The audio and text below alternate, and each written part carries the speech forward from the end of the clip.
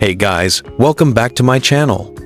In today's video, I'm going to show you exactly how to generate your own Google Translate API key using Google Cloud Console. This is the key you'll need if you want to use Google Translate in your apps, projects, or websites. So let's jump right into it. First, head over to console.cloud.google.com. Once you're there, it'll ask you to choose your Google account. Just sign in with your regular Gmail, the same one you use for other Google services. When you land on the dashboard, look at the top left corner and click on your project name.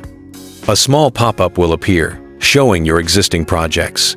And in the top right corner of that pop-up, you'll see a button that says New Project. Click that to create a brand new project for your API key. You can give your project any name you want, maybe something simple like Translate API or My Translation App. Once you've named it, click Create, and Google Cloud will set up that project for you. After a few seconds, open your new project by clicking on it. You'll be taken to your project's dashboard. This is where all your API settings and credentials will live. Now, look over to the left-hand side of the page. Scroll down under the Product section and hover your mouse over APIs and Services. When the menu expands, click on Credentials. This is the page where you can manage everything related to your API access. At the top of the page, you'll see a button that says Plus, Create Credentials. Click on it, and from the options that appear, select API Key. Right after that, Google Cloud will ask you about application restrictions and API restrictions. These settings are basically security options.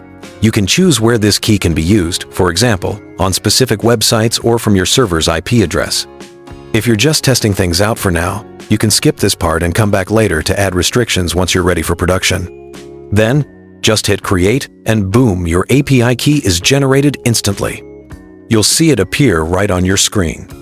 Go ahead and copy that key and store it somewhere safe, maybe in a password manager or inside your project's configuration file.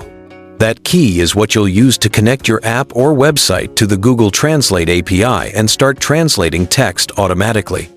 And that's it! You've just learned how to generate a Google Translate API key from start to finish. It's super easy once you know where to look inside Google Cloud Console. If this video helped you out, make sure to give it a thumbs up, subscribe to the channel, and hit that notification bell so you don't miss any future tutorials. Thanks for watching, and I'll see you in the next video.